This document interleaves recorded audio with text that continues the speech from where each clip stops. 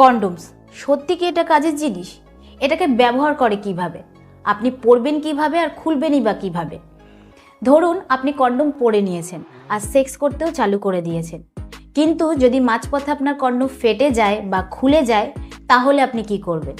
তো কন্ডোম ব্যবহার করার পদ্ধতি কিন্তু হচ্ছে সব থেকে ইম্পর্টেন্ট। তাই এই ভিডিওর মাধ্যমে আজকে আমি আপনাকে সম্পূর্ণ ডেমো দেখাবো যে কন্ডোম ব্যবহার করার সঠিক পদ্ধতি কী। তাই ভিডিওটা শেষ পর্যন্ত দেখুন। ভিডিওটা শুরু করার আগে আমি আপনাকে বলবো যে এরপর আপনি কোন ভিডিও দেখতে চান নিচে কমেন্টে জানান। সব থেকে বেশি যে বিষয়ে কমেন্ট আসবে আমি কিন্তু সেই বিষয়ে ভিডিও করে আপনাদের কাছে নিয়ে আসব। নমস্কার, আমি মাধুরী দাস, হেলথ কনসালটেন্ট।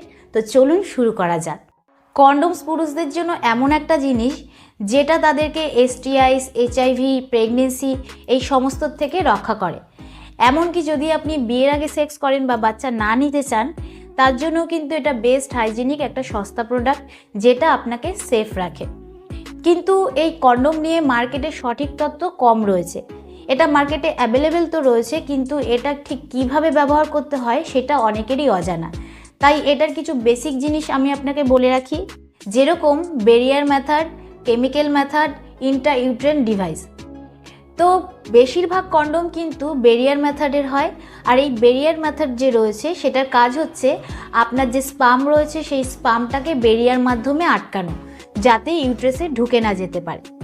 কন্ডোম কিন্তু দুই ধরনের হয়ে থাকে, একটা হচ্ছে ইন্টারনাল কন্ডোম আর একটা হচ্ছে এক্সটার্নাল কন্ডোম। এক্সটার্নাল কন্ডোম কিন্তু ছেলেরা ইউজ করে থাকে আর ইন্টারনাল কন্ডোম হচ্ছে মহিলারা ইউজ করে থাকে। তো এখন কিন্তু আমি এক্সটার্নাল কন্ডোমের ব্যাপারে আলোচনা করছি। তো এই যে এক্সটার্নাল কন্ডোম রয়েছে তার গায়ে কিন্তু তেল ধরনের এক পদার্থ লাগানো থাকে, যাতে ভ্যাজাইনাতে ঢোকার সময় কোনো রকম অসুবিধা না হয়। আর কিছু কিছু ব্র্যান্ডের কন্ডোম রয়েছে যার মধ্যে এক ধরনের কেমিক্যাল ইউজ করা হয়, যার নাম হচ্ছে নন-অক্সিনল 9। এর কাজ হচ্ছে আপনার যে স্পাম রয়েছে সেই স্পামটাকে মেরে ফেলা, যাতে কোনোভাবেই প্রেগনেন্সির ভয় না থাকে। তো যদি আপনি সেই সমস্ত কন্ডোম ইউজ করেন যাতে নন-অক্সিনল 9 রয়েছে, তারপরে করার সময় যদি আপনার কন্ডোম কোনো কারণবশত ফেটে যায় বা খুলে যায়, যার কারণে স্পাম যদি আপনার ভ্যাজাইনাতে চলে যায়, তাহলেও কিন্তু 90% চান্স থাকে প্রেগনেন্সি না হওয়ার। আপনি দেখতেই পাচ্ছেন যে এখানে আমি একটা কন্ডোম নিয়েছি। তো এবার জানাবো যে এটাকে আপনি ব্যবহার কিভাবে করবেন। সবার প্রথমে বলি যে যখন আপনি এটাকে মার্কেটে কিনতে যাবেন তখন একদমই ভয় পাবেন না, লজ্জা পাবেন না। নর্মালি যাবেন, কিনে নিয়ে চলে আসবেন। আর কখনোই কিন্তু পুরনো কন্ডোম ইউজ করবেন না, সবসময় ফ্রেশ কন্ডোম ইউজ করবেন। কারণ এরকম অনেকেই রয়েছে যে যারা প্যান্টের পকেটে, ব্যাগে বা ওয়ালেটে অনেক দিন ধরে কন্ডোম রেখে দেয়। তো যত পুরনো হবে কন্ডোম, যত গরমের মধ্যে থাকবে, তত কিন্তু কন্ডোম ধীরে ধীরে নষ্ট হওয়ার চান্স বেড়ে যায়। আর কন্ডোম কিন্তু কাজও করবে না। তাই পুরনো কন্ডোম দিয়ে একদমই করবেন না, ফ্রেশ কন্ডোম দিয়ে করার চেষ্টা করবেন। আর যখন দোকানে এটা কিনতে যাবেন তখন কিন্তু অবশ্যই এক্সপায়ারি ডেটটা চেক করে তারপরেই কিনবেন। কারণ এক এক সময় আমরা এতটা তাড়ার মধ্যে থাকি যে ডেট চেক করতে ভুলে যাই। আমরা ভাবি যে দোকানদার কি ভুল দিয়েছে, ঠিকই হয়তো দিয়েছে। এরকম কিন্তু একদমই করবেন না, নিজে আগে ডেট চেক করবেন তারপরেই কিন্তু কিনবেন। দ্বিতীয় হচ্ছে এটাকে খুলবেন কিভাবে, একটা ইউজ করে দেখাচ্ছি আমি।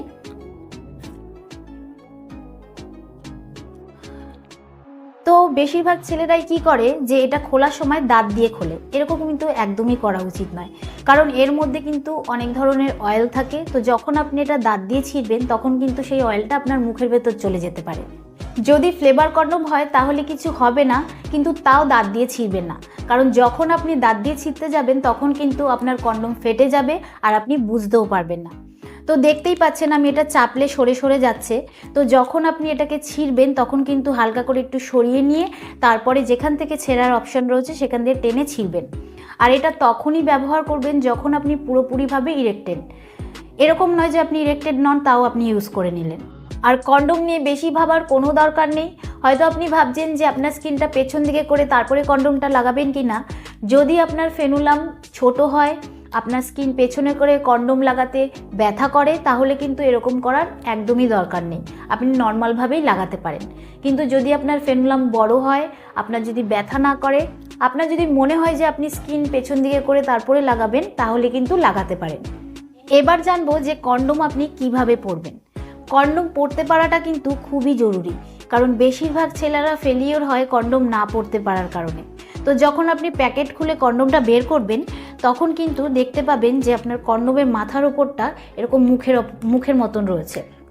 তো এই মুখটাতে কিন্তু আপনার যে স্পাম রয়েছে মানে বীর্য রয়েছে সেটা জমা হয়। তো যখন আপনি আপনার লিঙ্গর মধ্যে এটা পরাবেন, ভাবুন এটা আপনার লিঙ্গ, তো যখন আপনি লিঙ্গর ওপর পরাবেন ঠিক লিঙ্গর মাথার ওপরে এরমভাবে রাখবেন যাতে মুখটা ওপর দিকে থাকে। অনেকে কি ভুল করে যে এই মুখটাকে নিচের দিকে করে ভেতর দিকে করে পরে, তো যদি আপনি ভেতর দিকে করে পরেন তাহলে কিন্তু কন্ডোমটা উল্টো পরা হয়ে যাবে, এতে কিন্তু কন্ডোমটা নষ্ট হয়ে যাবে, কন্ডোমটা কোনো কাজ করবে না। তাই যখনই পরবেন তখন কিন্তু লিঙ্গর ওপর এরকম রেখে মুখটা যাতে ওপর দিকে থাকে।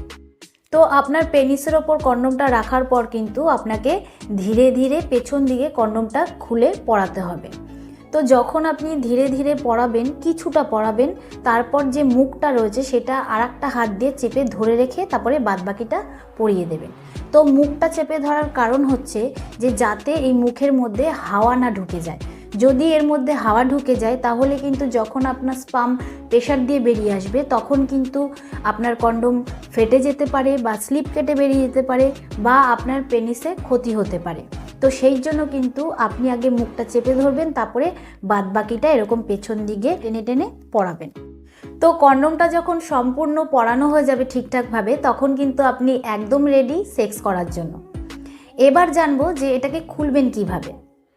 তো যখন আপনার ডিসচার্জ হয়ে যাবে তখন কিন্তু আপনি একদমই অপেক্ষা করবেন না পেনিস ঢিলে হওয়ার জন্য। আপনার পেনিস ঢিলে হওয়ার আগেই কিন্তু আপনাকে কন্ডোমটা খুলে ফেলতে হবে, কারণ যদি আপনার পেনিস ঢিলে হয়ে যায় তাহলে কিন্তু যে স্পামটা এই মুখে কালেক্ট হয়েছে সেটা কিন্তু বেরিয়ে আসবে এবং এদিক ওদিক লেগে যাবে। তো এটাকে এবার খুলবেন কিভাবে? তো ঠিক যেরকমভাবে পড়েছিলেন সেরকমভাবে কিন্তু আবার উল্টো দিকে আস্তে আস্তে আপনাকে গুটিয়ে খুলতে হবে। তো যখন খুলবেন তখন কিন্তু এই যে কন্ডোমের যে মুখটা রয়েছে সেই মুখটাকে চেপে ধরে তারপরে আপনাকে আস্তে আস্তে খুলতে হবে। তো আমি আশা করব যে এই ভিডিওর মাধ্যমে আপনি উপকৃত হবেন। তো ভিডিওটা কীরকম লাগলো অবশ্যই কমেন্টে জানাবেন। আজকের মতন এতটুকুই, আবার দেখা হবে পরবর্তী ভিডিও নিয়ে। নমস্কার।